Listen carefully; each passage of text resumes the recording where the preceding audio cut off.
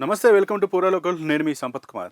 పహల్గాం దాడితో ఉగ్రబుద్ధి చూపించిన పాకిస్తాన్కు భారత్ సైనిక పరంగా గట్టిగా సమాధానమిచ్చింది. అంతేకాకుండా దౌత్యపరంగా సింధు అస్త్రాన్ని ప్రయోగించింది.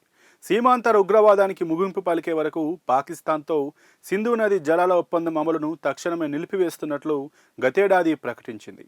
దీంతో పాక్ అంతర్జాతీయ వివాదాలను పరిష్కరించేందుకు నెదర్లాండ్స్లోని హేగ్లో ఏర్పాటైన శాశ్వత మధ్యవర్తిత్వ న్యాయస్థానం మెట్లెక్కింది. ఈ న్యాయపరమైన ప్రక్రియను కొనసాగించేందుకు కొంత మొత్తం చెల్లించాల్సి ఉంటుంది. ఇప్పుడు పాక్ తన ఖర్చులతో పాటు భారత్ బిల్లు కూడా చెల్లిస్తున్నట్లు మీడియా కథనాలు వెల్లడించాయి. సింధు నది జలాల ఒప్పందం విషయంలో వివాదాల పరిష్కారాల కోసం మధ్యవర్తిత్వానికి అయ్యే ఖర్చును భారత్, పాకిస్తాన్ పంచుకోవాల్సి ఉంటుంది. కానీ ఉగ్రవాదాన్ని ఎగదోయడం, ఉగ్ర కార్యకలాపాలను ప్రోత్సహించడం పాకిస్తాన్ మానుకునే వరకు సింధు జలాల ఒప్పందం ఉండదని తేల్చి చెప్పిన భారత్ మధ్యవర్తిత్వ విచారణ ప్రక్రియను సస్పెండ్ చేసింది. పాకిస్తాన్ మాత్రం ఈ విచారణ ప్రక్రియ కొనసాగేలా చూసుకుంటోంది.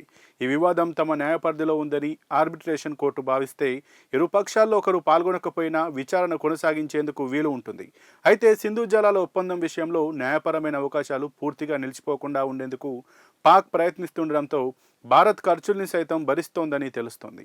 పహల్గాం ఉగ్రదాడి నేపథ్యంలో భారత్ తీసుకున్న వైఖరితో షాక్ తిన్న పాకిస్తాన్ ఇప్పటికే దాదాపు $6 లక్షల ఖర్చు చేసినట్లు సమాచారం.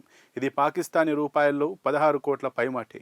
ఇప్పటికే ఆర్థిక కష్టాల్లో ఉన్న పాకిస్తాన్ అంతర్జాతీయ ద్రవ్యనిధి ఇచ్చే రుణాలతో నెట్టుకొస్తోంది.